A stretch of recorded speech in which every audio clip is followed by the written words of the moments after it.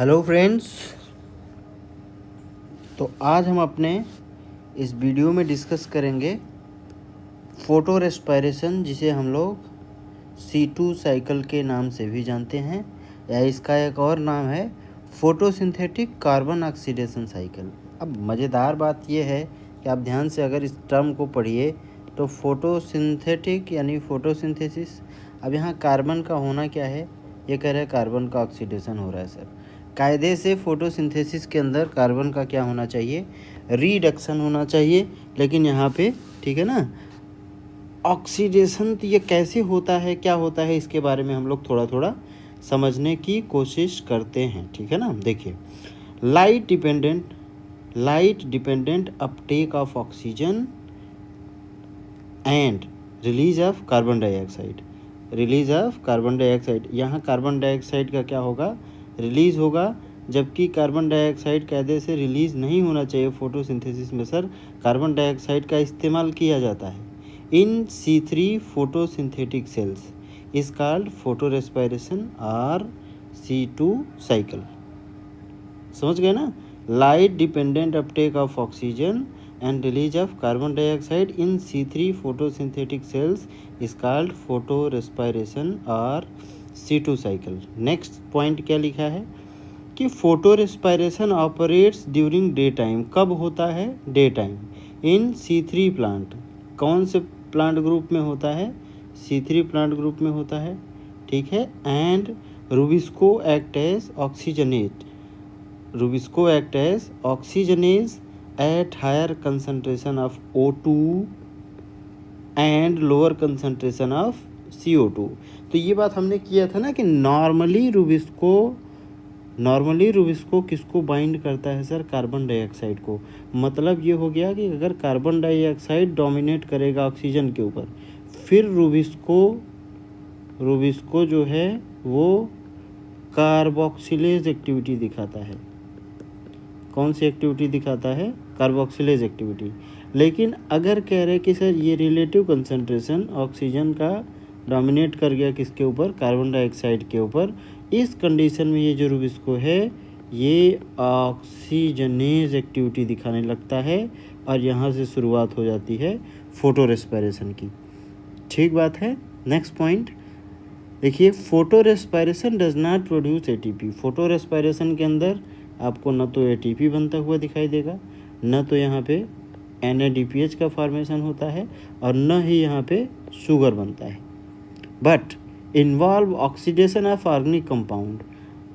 उसके अलावा कह रहे हैं ये सारे काम जो होने चाहिए थे कायदे से, इनमें से कह रहे हैं कि ये सब नहीं होता है। But involve oxidation of organic compound, so it is a wasteful process. ये कैसी घटना है, ये वेस्टफुल घटना है, ठीक है, जिसे कह रहे, जिसे अवॉइड किया जाना चाहिए। ठीक बात है। It occurs in chloroplast, peroxisome and mitochondria. इसको CPM, chloroplast, peroxisome and mitochondria. अब देखिए शुरुआत कैसे होता है ना, देखिए शुरू में ही बोला है ना ऑक्सीडेशन। देखिए अब यहाँ पे एक्सेप्टर कौन है, RUBP, राइबोलोज 1,5 बिसफॉस्फेट। इसके पास कितना कार्बन है, 5 कार्बन। ये पीछे हम लोग डिस्कस कर चुके हैं, ठीक बात है। अब ये RUBP जो है वो ऑक्सीजन के साथ बाइंड करना शुरू करता है, ठीक है, इन प्रेजेंस ऑफ रूबिस्को। और रूबिस्को यहाँ पे एक्टिविटी कौन सी दिखाएगा, ऑक्सीजनेज एक्टिविटी, क्योंकि यहाँ पे ऑक्सीजन बाइंड कर रहा है ना, ऑक्सीजन बाइंड कर रहा है, मतलब एक्टिविटी कैसी हो जाएगी, ऑक्सीजनेज।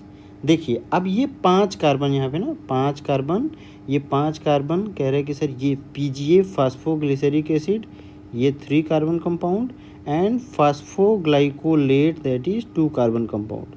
अब यहाँ पे ये जो 2 कार्बन कंपाउंड बनता है, इसी के नाम के बिहाफ पे इसको हम लोग नाम देते हैं C2 साइकिल।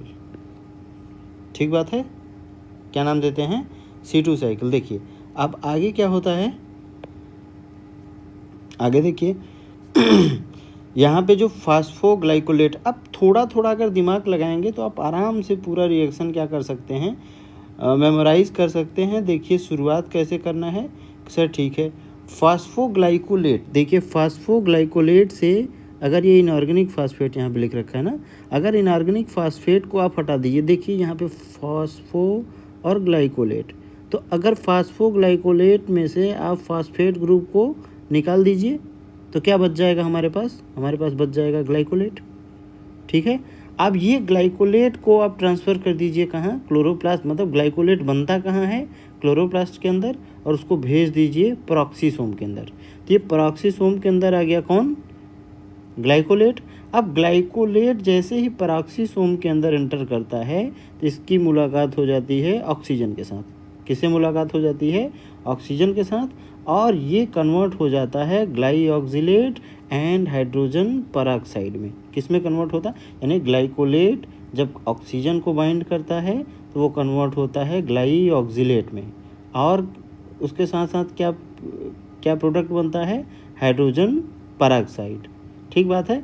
अब ये जो ग्लाइऑक्सिलेट बना है ना, ग्लाइऑक्सिलेट के ऊपर NH2 ग्रुप अटैक करता है, NH2 ग्रुप अटैक करता है और इसको कन्वर्ट कर देता है किसमें, इसको कन्वर्ट कर देता है ग्लाइसिन में। किस में कन्वर्ट कर देता है, ग्लाइसिन में। ठीक है, चलिए, तो ग्लाइसिन, अब मतलब ग्लाइसिन कहाँ बना, ग्लाइसिन पेरोक्सीसोम में बना।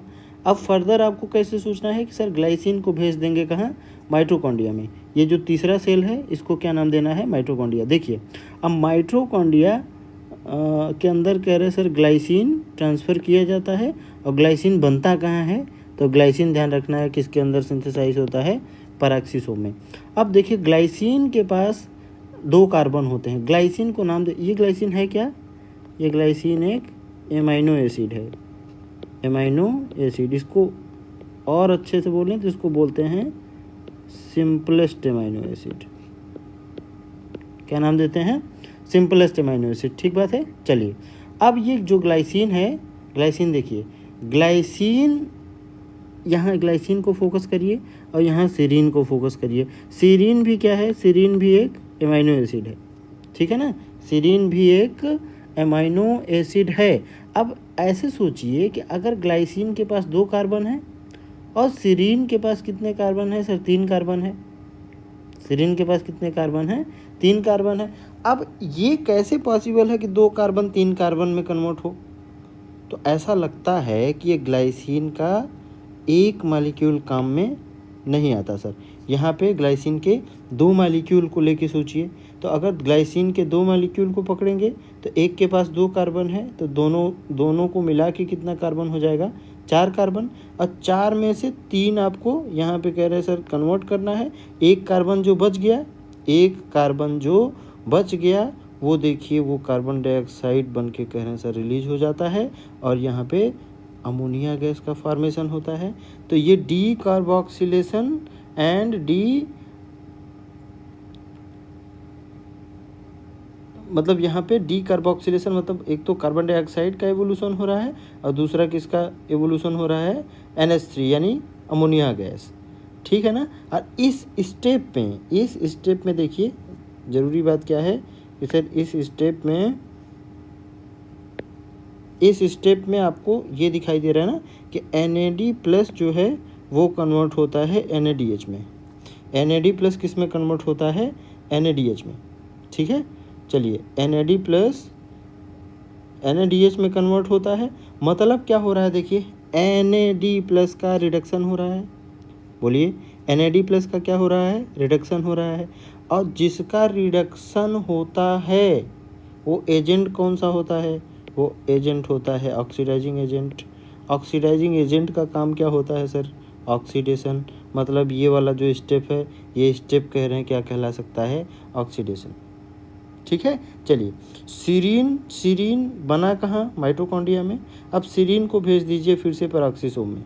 कहाँ भेज दीजिए, पेरोक्सीसोम में। अब देखिए सीरीन पेरोक्सीसोम में एंटर करता है, और यहाँ से आपको क्या देखने को मिलता है सर, सीरीन पेरोक्सीसोम में एंटर करता है और सीरीन का NH2 ग्रुप निकाल दिया जाता है। सीरीन का NH2 ग्रुप निकाला जाता है, और उसकी कह रहे कि NH2 ग्रुप निकलने के बाद ये कन्वर्ट होता है हाइड्रोक्सी पाइरूवेट में। किस में कन्वर्ट होता है, हाइड्रोक्सी पाइरूवेट में। अब हाइड्रोक्सी पायरुवेट फर्दर कन्वर्ट होता है किसमें, ग्लिसरेट, या इसको हम और क्या बोल सकते हैं सर, ग्लिसरिक एसिड, और क्या बोल सकते हैं, ग्लिसरिक एसिड। ये कौन है, ग्लिसरिक एसिड, ठीक है ना। चलिए अच्छा देखिए यहाँ पे क्या हो रहा है, हाइड्रोक्सी पायरुवेट कन्वर्ट हो रहा है ग्लिसरेट में। और यहाँ पे हो क्या रहा है, देखिए NADH जो है NADH कन्वर्ट हो रहा है NAD प्लस में। बोलिए किस में कन्वर्ट हो रहा है, NAD प्लस में। यानी NADH का हुआ क्या है यहाँ पे, ऑक्सीडेशन। इसका क्या हुआ, ऑक्सीडेशन। और ऑक्सीडेशन हो रहा है ना, NADH का क्या हो रहा है, ऑक्सीडेशन हो रहा है। और जिसका ऑक्सीडेशन होता है वो एजेंट कौन सा होता है, वो रिड्यूसिंग एजेंट होता है। जो रिड्यूसिंग एजेंट होता है वो रिडक्शन कराता है। तो ये कह रहे हैं ये वाला स्टेप रिडक्शन हो सकता है, ठीक है। ग्लिसरिक एसिड फर्दर कह रहे हैं कहाँ एंटर कर जाता है, ग्लिसरिक एसिड एंटर कर जाता है फिर से क्लोरोप्लास्ट के अंदर। और ग्लिसरिक एसिड के ऊपर कह रहे हैं कि सर एटीपी अपना इनऑर्गेनिक फॉस्फेट, देखिए इनऑर्गेनिक फॉस्फेट रिलीज करता है और ग्लिसरेट के ऊपर इनऑर्गेनिक फॉस्फेट आके अटैच कर जाता है। और यहाँ से किसका फॉर्मेशन होता है, फॉस्फोग्लिसरिक एसिड का। किसका फॉर्मेशन होता है, फॉस्फोग्लिसरिक एसिड का। तो इस पूरे कंटेक्स्ट में आप ध्यान से देखने की कोशिश करिए तो आपको क्या दिखेगा, जैसे यहाँ पे स्टार्टिंग में हम लोग बोल रहे थे ना, कहाँ गया, डज नॉट प्रोड्यूस ATP। तो कहीं भी आपको ATP का फॉर्मेशन होता हुआ नहीं दिखाई दे रहा है। NADPH कहीं नहीं बना, शुगर कहीं नहीं बना।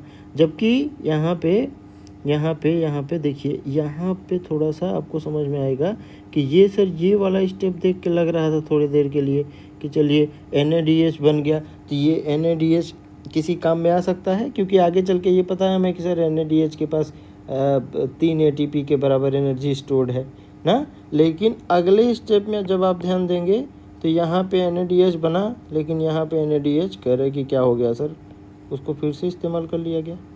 मतलब एक NADH बना और एक NADH इस प्रोसेस में खर्च भी हो गया। तो NADH के लेवल पे तो कोई फ़ायदा नहीं हुआ। ATP कहीं बनता हुआ दिखाई नहीं दे रहा है। बोलिए ATP कहीं भी बनता हुआ दिखाई नहीं दे रहा है। दूसरा, शुगर कहीं बन नहीं रहा है। तो इसको क्या बोलेंगे कि ये यूज़फुल प्रोसेस है कि वेस्टफुल प्रोसेस है। तो ये वेस्टफुल प्रोसेस है सर। और एक चीज़ देखिए, यहाँ पे सर कार्बन डाइऑक्साइड को आप रिलीज कर रहे हैं और क्या कर रहे हैं, स्टार्टिंग पहले स्टेप में ये ऑक्सीजन को आप कह रहे हैं सर इस्तेमाल कर रहे हैं, जो कि सारी घटना ये फोटोसिंथेसिस के अपोजिट डायरेक्शन में होती हुई दिखाई दे रही है। फोटोसिंथेसिस में कायदे से कार्बन डाइऑक्साइड का इस्तेमाल किया जाना चाहिए। बोलिए, एसिमिलेटरी पावर बनता था। डार्क रिएक्शन में शुगर का सिंथेसिस होता है, लेकिन यहाँ पे न तो एसिमिलेटरी पावर से रिलेटेड कोई बात हो रही है, न तो यहाँ पे हम सर शुगर की बात कर रहे हैं। उसके अपोजिट हो क्या रहा है, ऑक्सीजन का इस्तेमाल कर रहे हैं। एवोल्यूशन किसका हो रहा है सर, ये कार्बन डाइऑक्साइड का एवोल्यूशन हो रहा है, जो कि सही बात नहीं है, ठीक है ना। इसलिए फोटो रेस्पिरेशन को हम लोग क्या कंसीडर करते हैं, photorespiration act as a wasteful process, ठीक है। ठीक, चलिए फ्रेंड्स, तो अब हम लोग थोड़ा सा NCERT के अंदर इन्होंने फोटो रेस्पिरेशन के बारे में, देखिए बात बहुत सारी इसके अंदर लिख रखा है, ठीक है। वो डिटेल अगर प्रोसेस आपको पता नहीं चल पाएगा तो डायरेक्ट आप NCERT के ऊपर अगर शिफ्ट होंगे तो यहाँ से आपको बहुत सारी बातें समझ में नहीं आएंगी, ठीक है ना। तो पहले हमें क्या ज़रूरी है कि पहले हम कंसेप्ट को बिल्डअप करें। वो कंसेप्ट अगर हमारा क्लियर कट हो जाता है, फिर इन्होंने क्या बात लिख रखी है उसको हम आसानी से लाइन बाय लाइन क्या कर सकते हैं, सीख सकते हैं और उसको अप्लाई कर सकते हैं क्वेश्चंस के अंदर। देखिए अब क्या बोल रहे हैं, let us try and understand one more process that create an important difference between C3 and C4 plant, that is photorespiration। अब यहाँ से क्वेश्चन क्या पूछा जाता है, बहुत बार पूछा गया ये आपके एग्जामिनेशन में कि C3 और C4 प्लांट में मेन डिफरेंस किसका है। तो क्या बताना है कि C3 plant group photo respiration करते हैं, जबकि C4 प्लांट के अंदर फोटो रेस्पिरेशन नहीं होता है। तो ये नहीं क्यों होता है, उसके पीछे की कहानी हमने आपको बता रखी है पिछले लेक्चर में। हैच एंड स्लैग पाथवे या C4 साइकिल के अंदर डिटेल में बात कर रखे हैं। ठीक है, चलिए, to understand photorespiration we have to know a little bit more about the first step of the Calvin pathway. Calvin pathway का पहला स्टेप क्या था, the first CO2 fixation step. This is the reaction where RUBP combined with CO2 to form 2 molecule of 3-phosphoglyceric acid। वहाँ पे हम लोगों ने क्या देखा था कि सर RUBP, देखिए RUBP के साथ कार्बन डाइऑक्साइड जब कंबाइन होता है तो फॉर्मेशन किसका होता है, 2 मॉलिक्यूल, किसका, 3-phosphoglyceric एसिड का। ठीक है ना, ये बनता है, ये कायदे से बनता था। और यहाँ पे सर एंजाइम कौन होता है, तो एंजाइम होता है रुबिस्को। और रुबिस्को यहाँ पे रुबिस्को की एक्टिविटी क्या है, रुबिस्को कार्बोक्सिलेज एक्टिविटी दिखाता है। ठीक है ना, रुबिस्को कार्बोक्सिलेज एक्टिविटी दिखाता है। तो ऐसा कुछ होता है। अब आगे क्या बोल रहे हैं, rubisco that is the most abundant enzyme in the world. Rubisco most abundant enzyme, ये भी क्वेश्चन हो सकता है direct, which of the following is the most abundant enzyme. ठीक है, is characterised by the fact that its active site can bind to both CO2 and O2। तो पिछले lecture में हमने ये भी आपसे बात किया था ना कि रुबिस्को जो होता है ना, रुबिस्को के पास sir double active site present होते हैं। ये क्या कर सकता है, ये कार्बन डाइऑक्साइड को भी बाइंड कर सकता है, ये ऑक्सीजन को भी बाइंड कर सकता है। यही बात लिखी है, देखिए, characterised by the fact that the active site its active site can bind to both CO2 and O2, hence the name. तो नाम क्या था रुबिस्को का, देखिए, राइबुलोज 1,5-बिसफॉस्फेट कार्बोक्सिलेज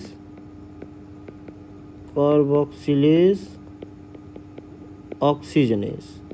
मतलब ये सर कार्बोक्सिलेज एक्टिविटी भी दिखा सकता है, ये ऑक्सीजनेज एक्टिविटी भी दिखा सकता है, दोनों एक्टिविटी दिखा सकता है। मतलब कि ये सर ये कार्बन डाइऑक्साइड को भी बाइंड कर सकता है और ये ऑक्सीजन को भी। तो वहाँ पे 2 बात और आपसे किया था हमने कि अगर CO2 प्रीडोमिनेट करेगा O2 के कंसंट्रेशन पे, तो ये कह रहे हैं कि सर इसकी एक्टिविटी कैसी होती है, इसकी एक्टिविटी होती है सर कार्बोक्सिलेज की।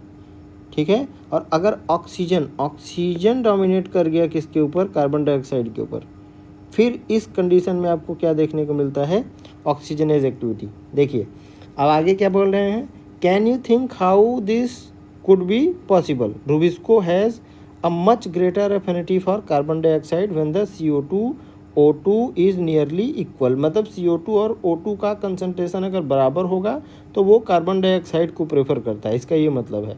अब क्या बोल रहे हैं आगे कि imagine what would happen if this were not so. अब कह रहे हैं कि आगे कि आप इमेजिन करिए कि अगर ऐसा ना हो तो क्या हो, अगर ऐसा ना हो तो क्या हो। फिर आगे बोल रहे हैं कि this binding is competitive. This binding मतलब कार्बन डाइऑक्साइड बाइंड करेगा या ऑक्सीजन बाइंड करेगा। अब इसमें क्या शुरू होगा, कंपटीशन शुरू होगा। कंपटीशन क्यों, ठीक है ना, क्योंकि अगर नॉर्मल कंडीशन में, देखिए नॉर्मली आपसे बात करी जाएगी तो क्या बताना है कि सर रुबिस्को बाइंड प्रेफर करता है कार्बन डाइऑक्साइड को, लेकिन अगर ऑक्सीजन का कंसंट्रेशन डोमिनेट कर जाए किसके ऊपर, कार्बन डाइऑक्साइड के कंसंट्रेशन के ऊपर, फिर वो बाइंड करने लगता है, मतलब वो ऑक्सीजनेज एक्टिविटी दिखाने लगता है।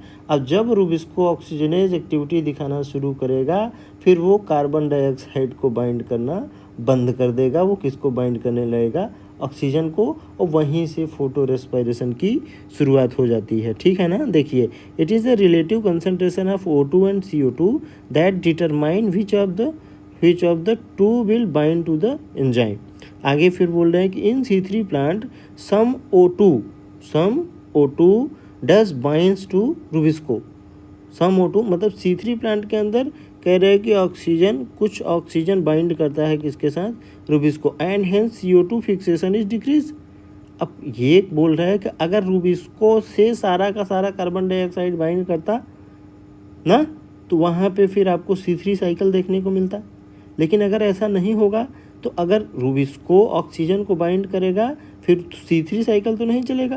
कौन सा साइकिल चलेगा, C2 साइकिल चलेगा, ठीक है ना। और C2 साइकिल में हमने बात कर लिया कि C2 साइकिल में सर न तो कहीं ATP बनता है, न कहीं NADPH2 का फॉर्मेशन होता, न कहीं ग्लूकोज बनता है।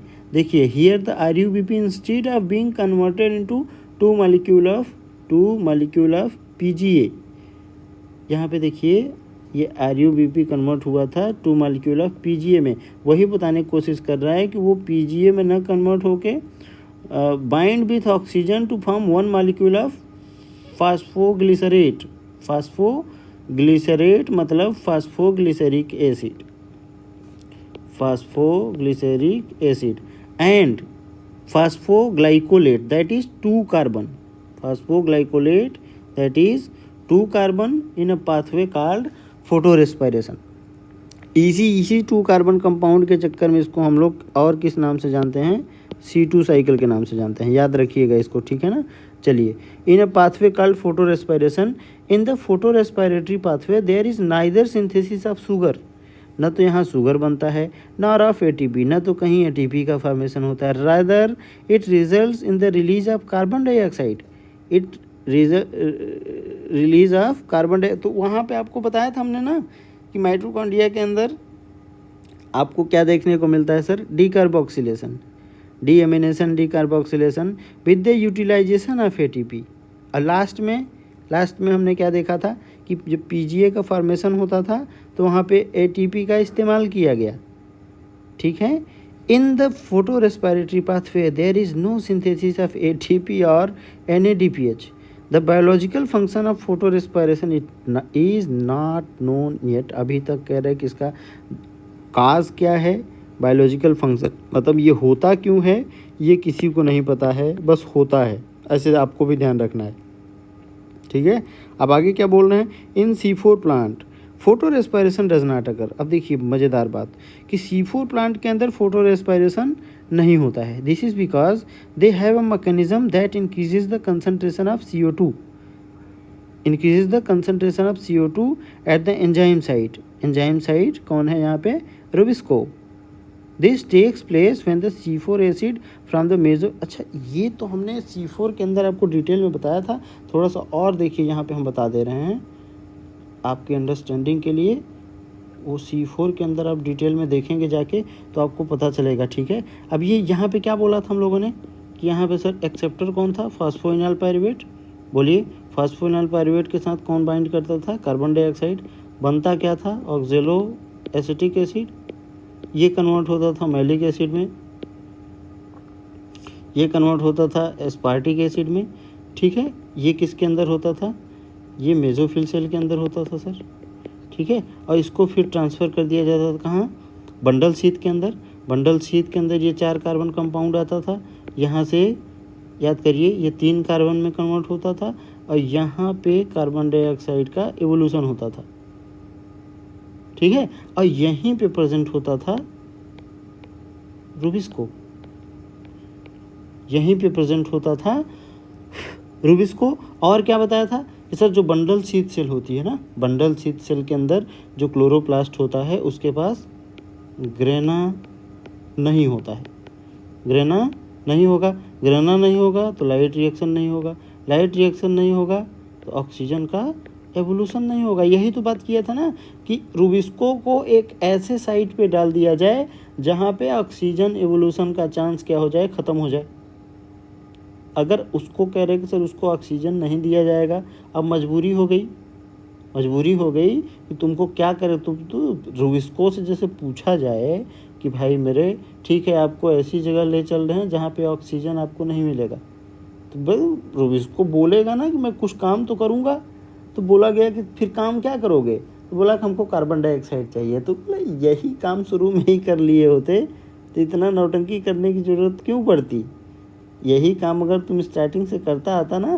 लेकिन दिक्कत क्या है रुबिस्को की, रुबिस्को कह रहा है कि सर रुबिस्को को ऑक्सीजन अगर मिलने लग गया, ठीक है, मतलब higher concentration as compare to carbon dioxide, तो रुबिस्को ऑक्सीजनेज एक्टिविटी दिखाने लग जाता था। इसी चक्कर में इसको कहाँ फेंका गया है, बंडल शीथ के अंदर। ये कौन है, ये बंडल शीथ सेल, समझ पाए। तो बंडल शीथ सेल के अंदर जो क्लोरोप्लास्ट है उसको हम लोग ए ग्रेनल क्लोरोप्लास्ट बोलते हैं। उसके पास ग्रेना नहीं है, तो ग्रेना नहीं होगा तो लाइट रिएक्शन नहीं होगा, लाइट रिएक्शन नहीं होगा तो ऑक्सीजन का एवोल्यूशन नहीं होगा, ठीक है। यही बात यहाँ पे लिखा, देखिए यहाँ पे ना, in C4 plant photorespiration does not occur, this is because they have a mechanism that increases the concentration of CO2 at the enzyme site. Enzyme site कौन है, ये रुबिस्को, ठीक बात है। This takes place when C4 acid from the this takes place when C4 acid from mesophyll is broken down in the bundle sheath cell to release carbon dioxide. ये देखिए carbon dioxide release हो रहा है। थोड़ा सा इसको देखिए, ये कार्बन डाइऑक्साइड रिलीज हो रहा है, दिखाई दे रहा है ना। ये कार्बन डाइऑक्साइड कह रहे हैं सर ये रिलीज हो रहा है। ये जो 4 कार्बन कंपाउंड यहाँ तैयार हुआ उसको पहुँचा दिया गया यहाँ पे, उसके बाद यहाँ से ये 3 कार्बन में कन्वर्ट होता है और कार्बन डाइऑक्साइड रिलीज हो जाता है। देखिए यहाँ पे broken down in the bundle sheath cell to release carbon dioxide. This results in increasing the intracellular concentration of CO2। मतलब रुबिस्को साइट पे कार्बन डाइऑक्साइड का कंसंट्रेशन बढ़ा रहता है।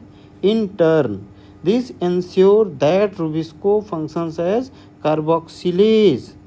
ये इस बात को प्रूफ कर रहा है या इस बात को पुख्ता कर रहा है कि sir in turns this ensure that the rubisco functions as carboxylase. तो अब रुबिस्को को सिर्फ और सिर्फ कार्बोक्सिलेज एक्टिविटी दिखानी पड़ेगी। क्यों? क्योंकि आपको ऐसे साइट पे ले आके छोड़ दिया गया है जहाँ पे ऑक्सीजन है ही नहीं। तो ठीक है सर, इसके पास ऑक्सीजन का बाइंडिंग साइट तो अभी भी है, बाइंडिंग साइट है ऑक्सीजन का, लेकिन ऑक्सीजन ही नहीं है। बोलिए, तो बाइंडिंग साइट अकेले कह रहे हैं कि क्या काम करेगा सर, ठीक है। तो कार्बन डाइऑक्साइड वाला बाइंडिंग साइट सर यहाँ पे काम में आता है, और कार्बन डाइऑक्साइड को चुपचाप जोड़ो और C3 साइकिल परफॉर्म करो, मिनिमाइजिंग द ऑक्सीजनेज एक्टिविटी। उसकी वजह से यहाँ पे क्या हो रहा है, in turns this ensure that the rubisco functions as carboxylase, minimising the oxygenase activity. Oxygenase activity को क्या करने की कोशिश की जा रही है, मिनिमाइज करने की कोशिश की जा रही है। Now that you know that C4 plant lack photorespiration. C4 plant जो होता है वो फोटो रेस्पायरेशन नहीं करता है। You probably can understand why productivity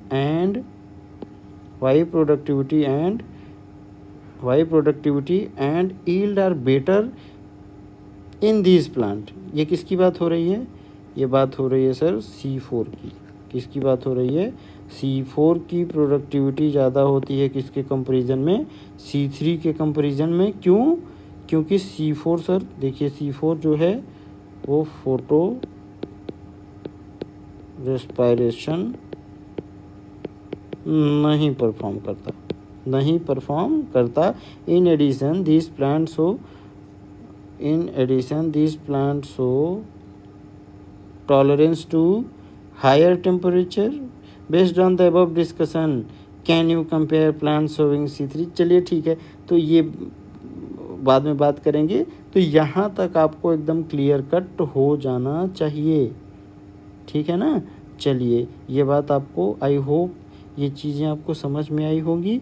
एक बार और इसको अच्छे से देखिए, रिवाइज करिए, और ठीक है ना। चलिए, थैंक यू सो मच।